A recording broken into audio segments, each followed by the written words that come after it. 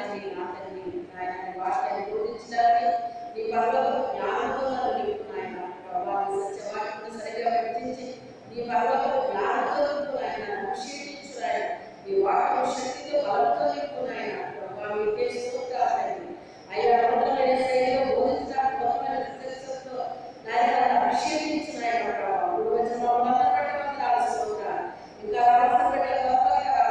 సహాయం చేయండి నీ పరిశుద్ధాత్మ కార్యక్రమాలుగా జరిగించున్నాను అది మా పరిశుద్ధాత్మగా మా వచ్చిన రాష్ట్రాన్ని ఆత్మకాన్ని జరిగించున్నాను పరిశుద్ధాత్మగా దానం చేసి సహాయం చేయండి యేసు అపరిశుద్ధ నామములో వేడుకుంటున్నాను తండ్రి ఆమేన్ హల్లెలూయా. ఇక్కడ యోహాను గారు ఆయన పత్రికలో ఏమని రాస్తున్నారంటే మనము ఆయనతో అన్యోన్యమైన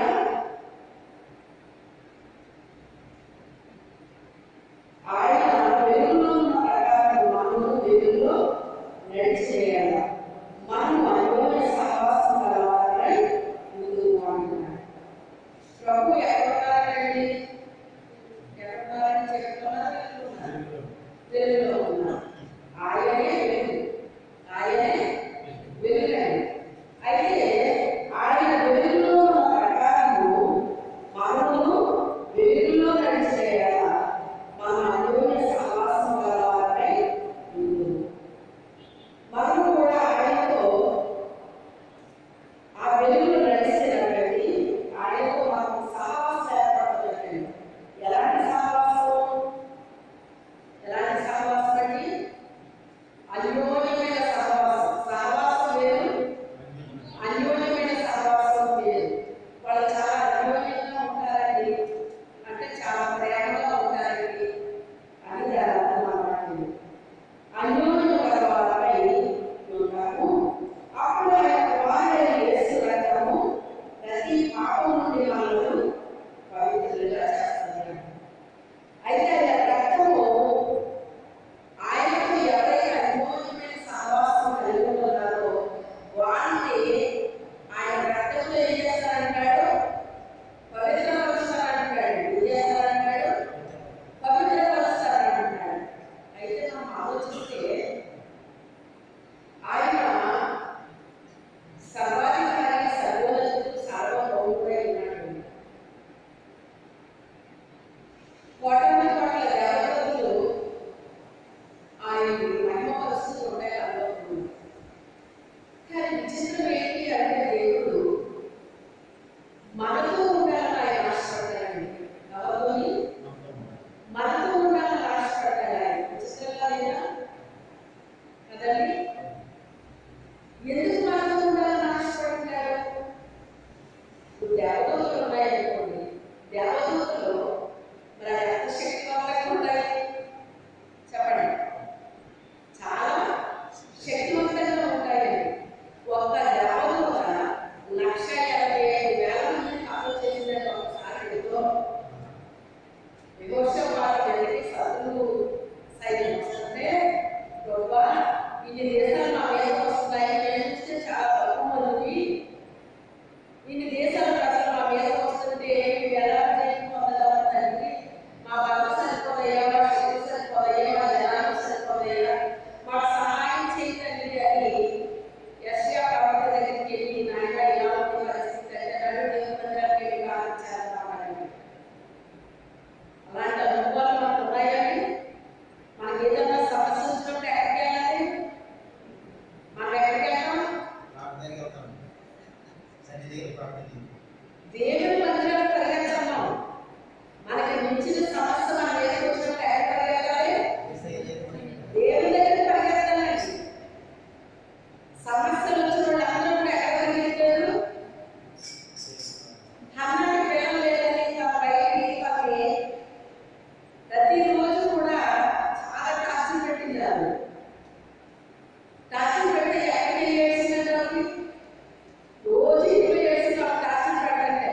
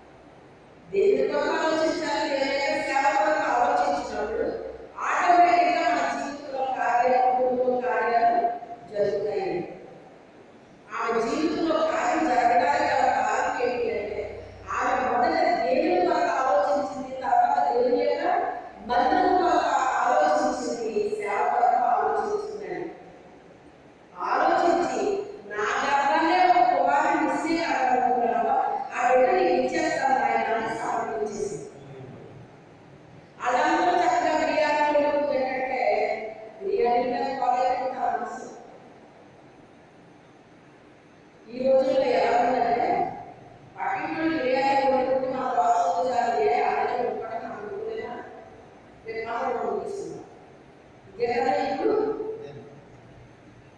ఇది తగ్గిన పరిస్థితి అదనమాట. కానీ ఆ మనిషి దాని వాస్తవాలు ఆలోచిస్తున్నాయి, వాసనలు వస్తున్నాయి, వాళ్ళు తింటున్నారు, జోడు వేసుకుంటున్నారు, నవ్వుకుంటున్నారు, చేసుకుంటున్నారు. కానీ తన మనసు అంతా ఏదైతే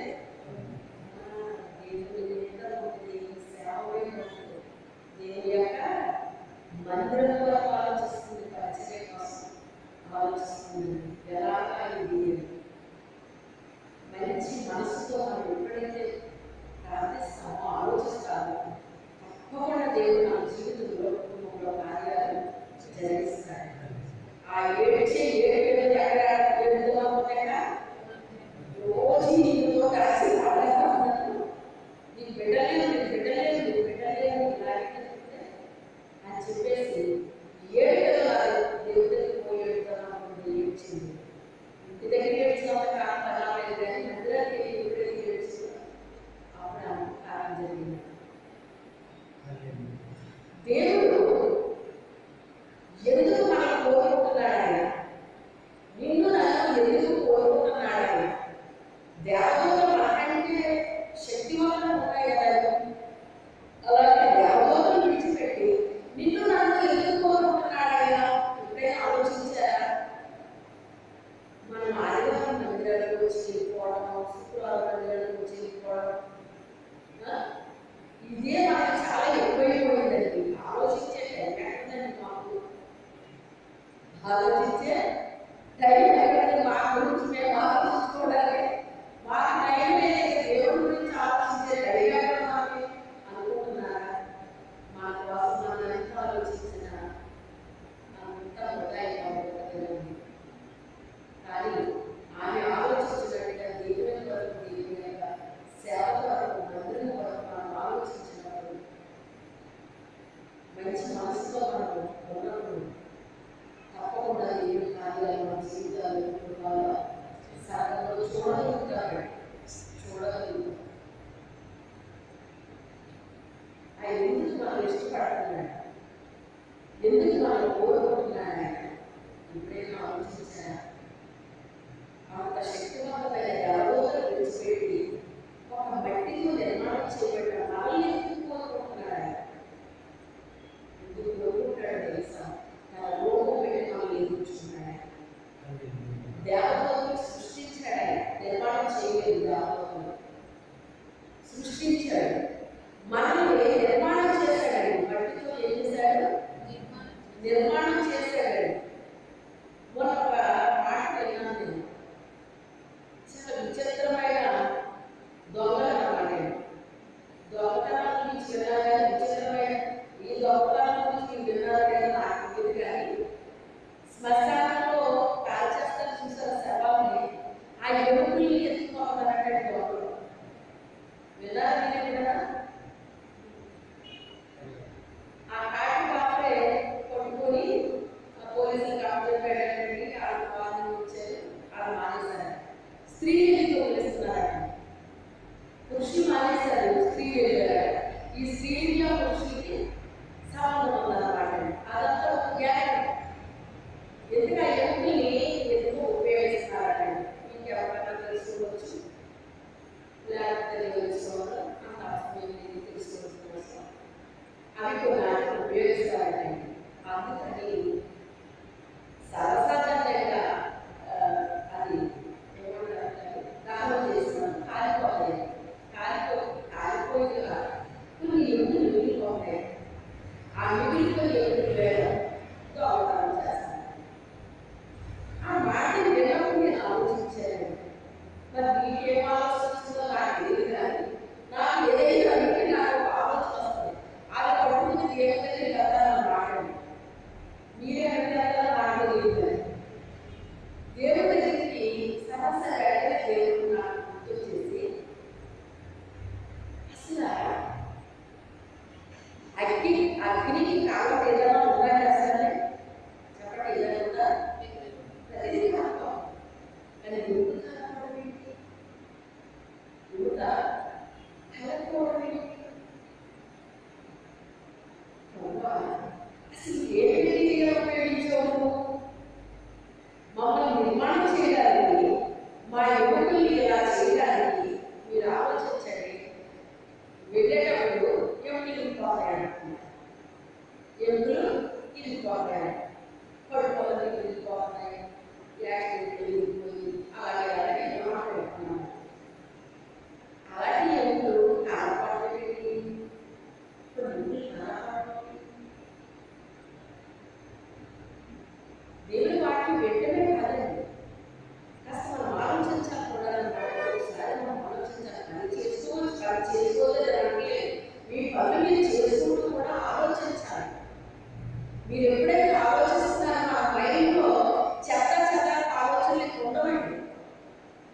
చెత్త చెత్త ఆలోచనలు ఎందుకు వస్తాయి అంటే సాతాను తీసుకొచ్చి మన బుర్రలో పెట్టాలి. మన బుర్రలో పెడితే ఆ చెత్త చెత్తతో మన బుర్ర నిండిపోయి దుఃఖం వేదన చెత్త నిండిపోతున్నాం. మీకు వేరే ఆలోచనలు ఎలా వస్తాయని మాకు రావు. అందుకే దేవుని యొక్క మాటలు మనం వినడమే కాబట్టి అవి భద్రం చేసుకోవాలి, వాటిని కలపేయాలి. నేను ఏమని ఆలోచించానంటే అసలు ఎముకలు ఎలా తయారు చేస్తావు బాబా? ఏ మెటీరియల్ వాడవు? అసలు అగ్ని ఎముకలు కూడా కాలంలో పోవడమే కష్టం. అక్కడ చెప్పింది ఒకటి, నేను ఆలోచించింది ప్రతి దాంట్లో కూడా దేవుని యొక్క శక్తి కనబడుతూ ఉంటుంది. మనకి ఆయన యొక్క ప్రేమ కనబడుతూ ఉంటుంది. ఎందుకు కాలేదు ఏంటి అది ఇలా అక్కడగా అయిపోతుంది. అది కాదు మనం ఆలోచించాల్సింది. అందులోంచి తీసుకోవాలి. అందులో నుంచి మనం ప్రభులో వెళ్ళిపోవాలన్నమాట. అక్కడికి వెళ్ళాలి అని దాని గురించి కాసేపు నేను ఆలోచించి తెలుసుకుని ఇచ్చాను. దేవుడు తన స్వరూపం పెట్టి తన కోరిక చేయకుండా వాళ్ళు నిర్మించుకున్నాడు కనుక మనమంటే చాలా ప్రేమ. వాళ్ళంటే చాలా ప్రేమ. కొంతమంది పిల్లలు నల్లగా ఉంటారండి. తల్లి ముద్దులాడేస్తూ ఉంటుంది. అయ్యి బాబు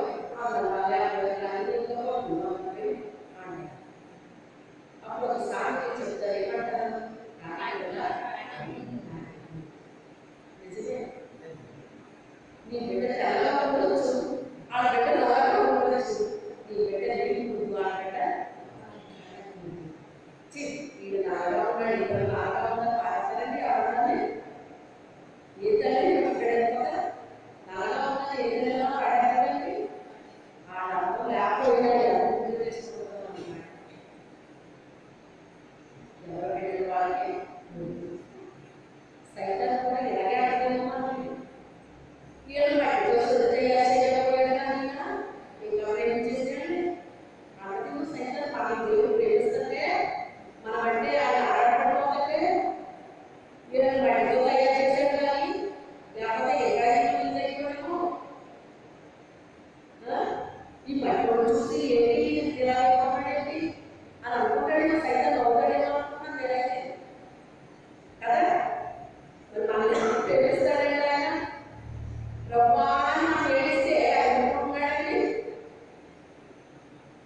ఆయన మనం ఎంత తూకం పెట్టినా ఎంత బాధ పెట్టినా మన వల్ల ఎంత అవగాహన పొందినా ఎన్ని అనుభవించినప్పటికైనా బ్రహ్మాన్ని పిలవడానికి ఏం చేస్తాడు?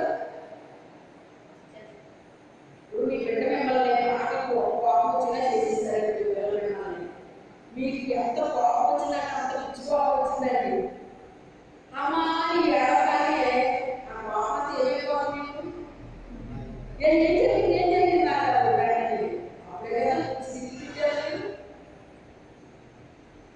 కానీ అమ్మాయి ఏడవగానే ఏమైపోయింది? ఆ కోపం ఏమైపోయింది?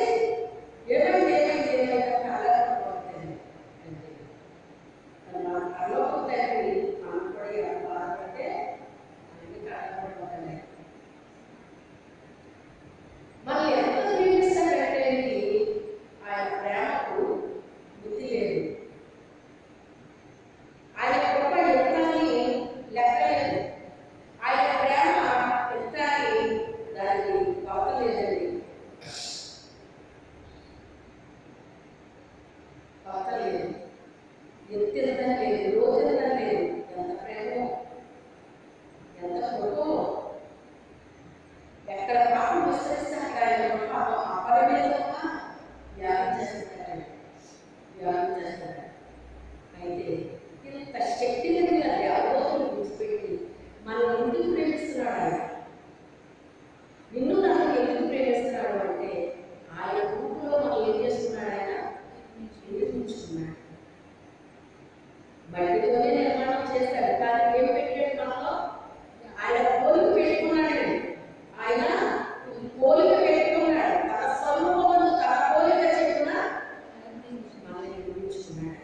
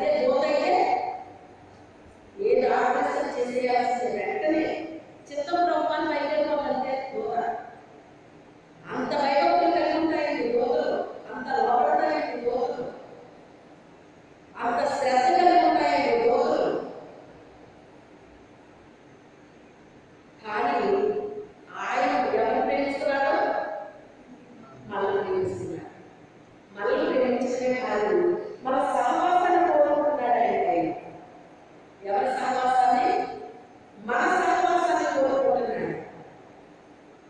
నువ్వు ఇష్టపడితే నీతో సహవాసం చేయడానికి ఇష్టపడుతున్నాడు.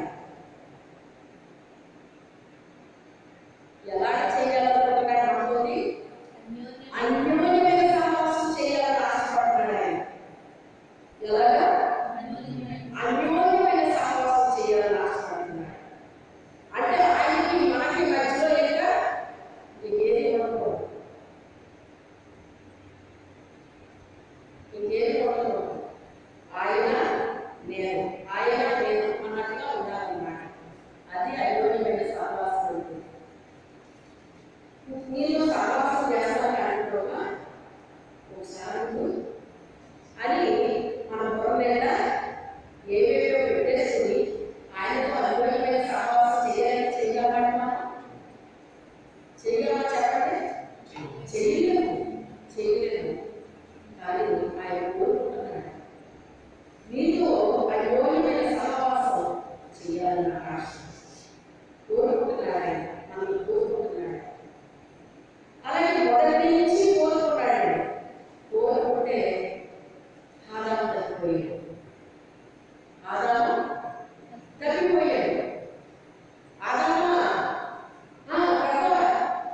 వెంటనే ప్రత్యక్షమైపోయాడు. ఆయన ప్రత్యక్షమైపోయాడు. ఎవరో ఇద్దరు వెళ్ళిపోయి ఆయనతో సహవాసం చేసేవారు. ఆ తర్వాత వెళ్ళిపోయేవారు, పడుకుపోయేవారు. ఆయన వెళ్ళిపోయేవారు, పడుకుపోయేవారు. వీళ్ళ సహవాసాన్ని చూసి అనుకుంటున్నారు, దేవుడితో అన్యోన్యమైన సహవాసం చేస్తే సాధారణ ఆలోచన ఉంటాడు అనుకుంటున్నారు. ఆడ మధ్యలో ఎక్కడైనా ఆడ మధ్యలో ఎక్కడైనా పోయి విడవ చేస్తారు. ఆయన మాకు సహవాసం లేకుండా విడవ చేస్తారు. అయితే పెట్టేసాడు. ఇది నిజమా అన్నాడు. ఎవరినే? ఆదాము కాలేదు. ఆదాము అంటే వెళ్తాం కాబట్టి. అందుకే మన జోలికి ఎవరైనా శత్రువులు రావాలంటే మీ జోలికి రాదు, మీ పిల్లలు పెట్టారు. ఎక్కడ పెట్టారు? ఏమైనా మీ అభిగా అసలు కలుసుకోలేదు, మీ అమ్మ కలుసుకున్నారేమో ఇలా అలాగే అని ఏం పెట్టారు? మీరు లేని టైంలో ఆ పిల్లలకు చెప్పినప్పుడు ఆ చిన్ని మనసులో అలా చెప్పగా ఏమైపోతే అబద్ధాలు అంటారా? అలా చెప్పగా నిజమనుకుంటారంటే ఎవరున్నా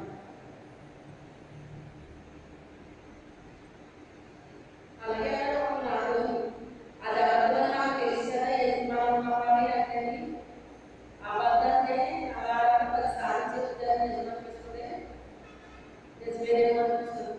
అది నిజమేమి ఏ అబద్ధం తెలియదామంటే 10 సార్లు 1 సార్లు చెప్తే నిజమే అవుతుంది. నిజమే అబద్ధమే అనుకుంటున్నాను.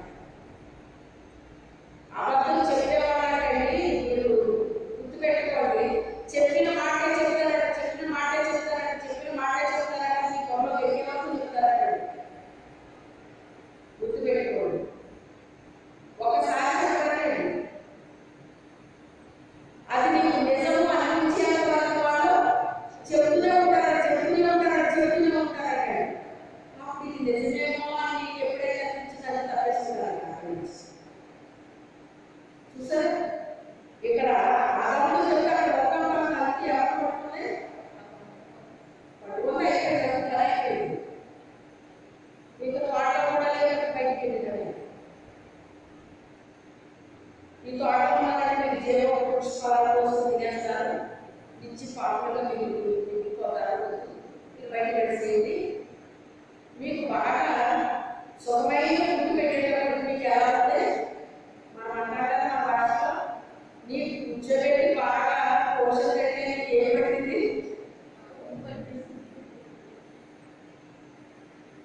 కొవ్వు పడుతుంది నీకు అని అంటారు కదా.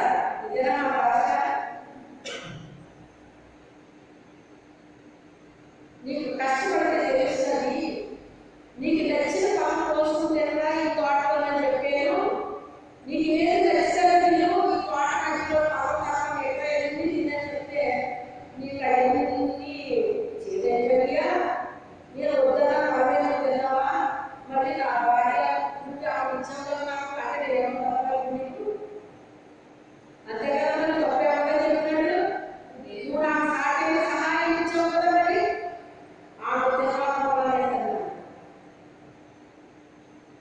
ఎప్పుడైనా మీరు ఏదైనా ఏమంటారు మీరు ఆ గంటల మాట మీరు తినాలంటారు.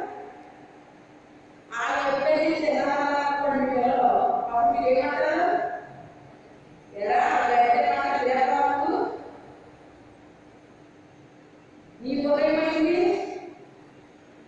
నీ బుద్ధి ఏమైంది, వాడు తినబట్టి తింటావా అని అడగరా? అలాగే మనకి ఇక్కడ పరిస్థితి కూడా. నువ్వు సహాయం ఇచ్చావు, ఆమె పెట్టి తినేలాగా అయితే తప్పు నాని అనిపించాను అనుకోవడం.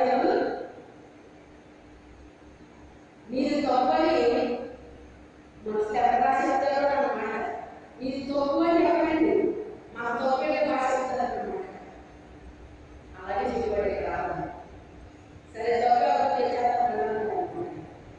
ఆ రోజు నుంచి దేవుడితో సహవాసం చేయడానికి అలా చూస్తున్నాడు.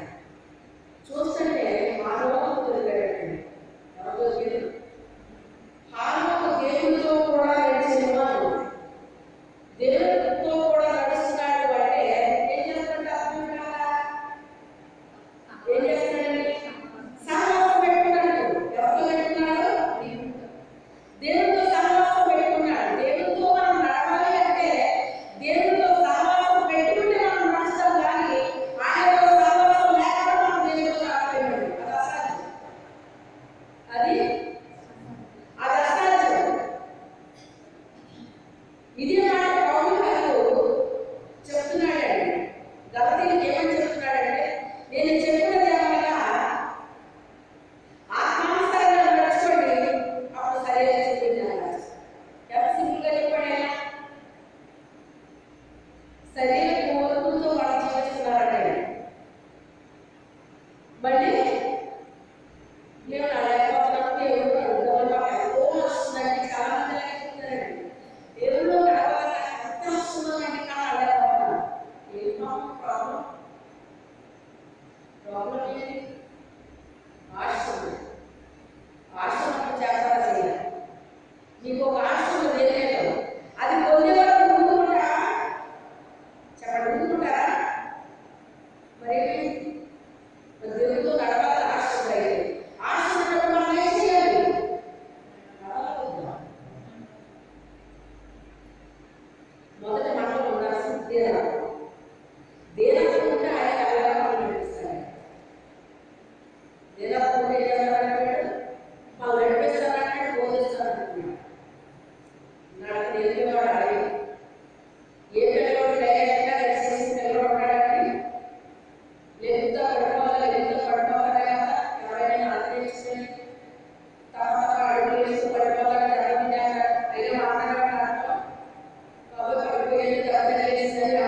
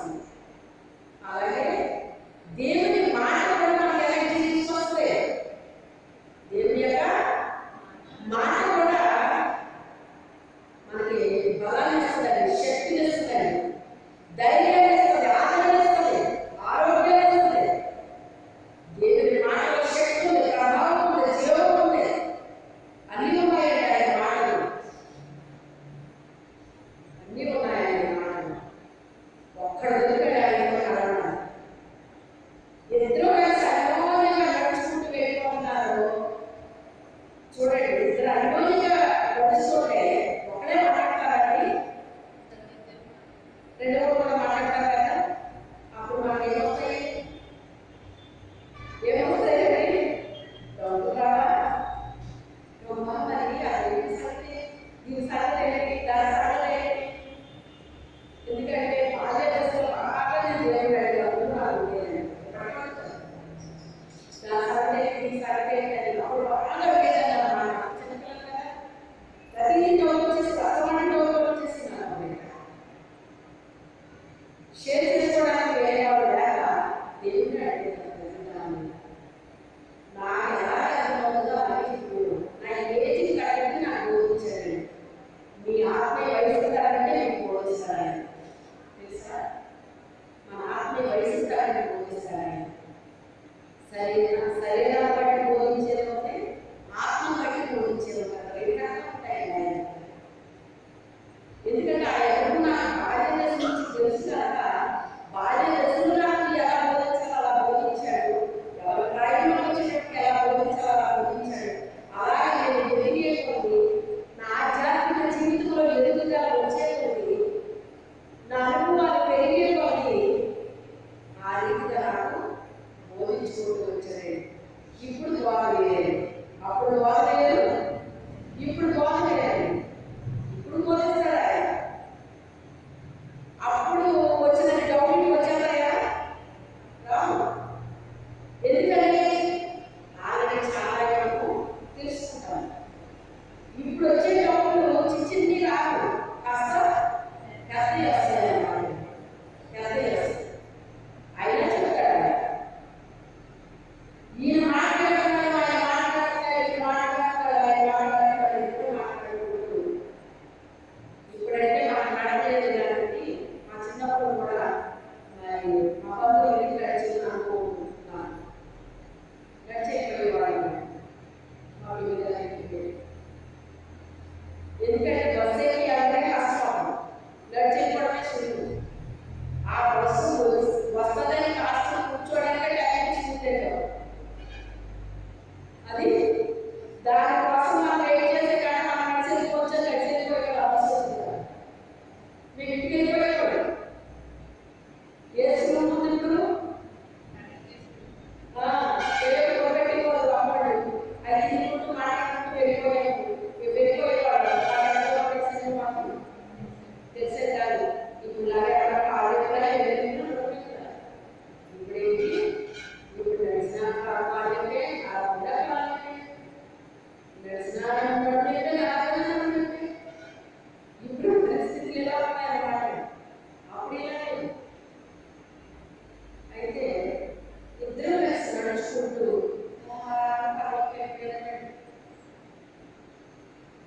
ఇది వెనకొచ్చేటైనా దేవునితో కూడా నడుచుకుంటూ ఇక్కడ దేవునితో కూడా ఆ ప్రార్థన ప్రభు వాళ్ళిద్దరు చేసిన ఆ అనుభవాలు చూసాడు. ఈ కారణం అయ్యా నువ్వేంటి అనుకుంటావు, నీలో నువ్వు ఏంటి ఏదో ఆలోచిస్తూ ఉంటావు, ఏంటి అది ఇది అని ఏదో పిల్లలు మనం బాగా గమనిస్తారండి. మీరు చూసారో లేదో కానీ మీరు ఎవరో లేదని మీరు ప్రవర్తించారంటే మీరు బరువు కష్టాన్ని చేస్తారండి. ఎక్కడ చెప్పకుండా అక్కడ చెప్తారు. ఇలా మీరు మాట్లాడడం మాటలు ఎక్కడ చెప్తారా? మీరు అనుకుంటారు మేమే మాట్లాడుకున్నాం, మీరు అనుకుంటారు. మీరు మాట్లాడుకున్న అంతా ఎవరు పెట్టారా? మీరెవరు ఏదో చెబుదాం అనుకుంటారు, ఆ లోపే వేరే వార్త అసలు విన్నది వెళ్ళగా అక్కడ చెప్పేసుకుంటే అరే నువ్వు వెళ్ళి ఆ నాన్నతో ఈ మాట చెప్పాను చెప్పేసాను. ఎప్పుడు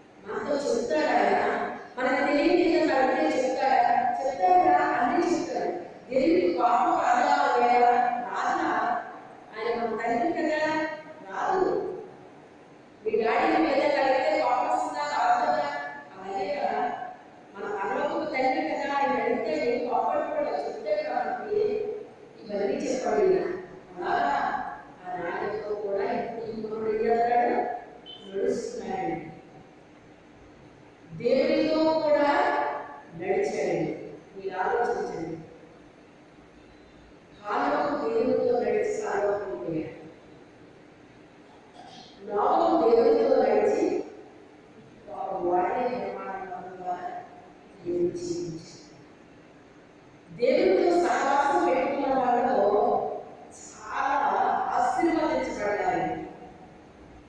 మనం అనుకుంటాం ఆశీర్వాదం అంటే కేవలం డబ్బు, బంగారము, వెండి, వరము, బ్యాంక్ బ్యాలెన్స్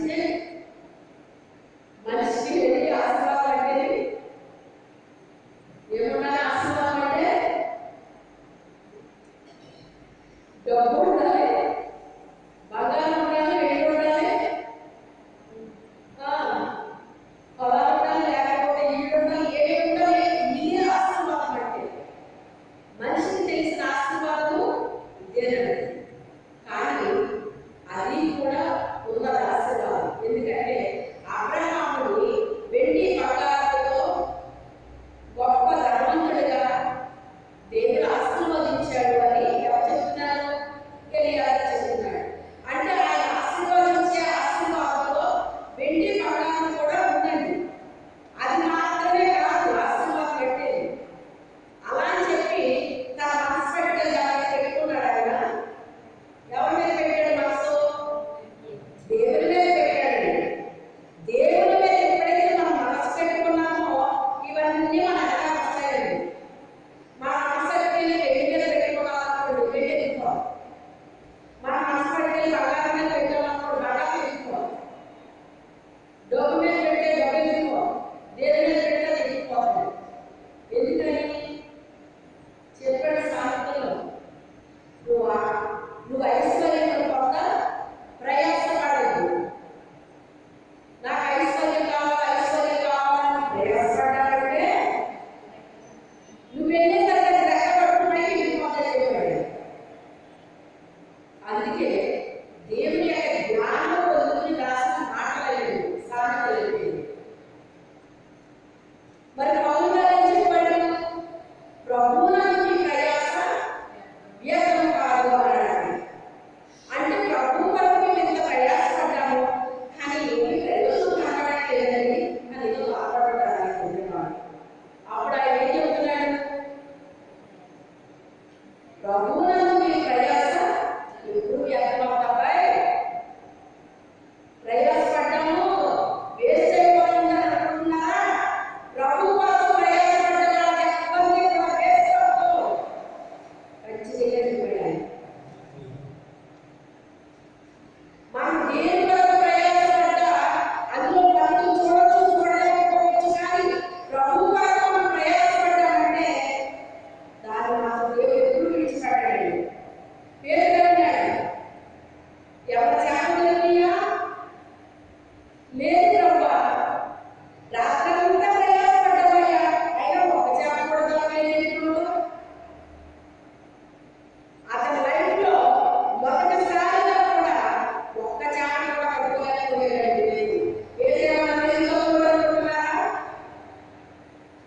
చేపలు పట్టుకోవడం అంత టాలెంటెడ్ వాళ్ళు లేదు కదా, అంత టాలెంటెడ్ పర్సన్. కానీ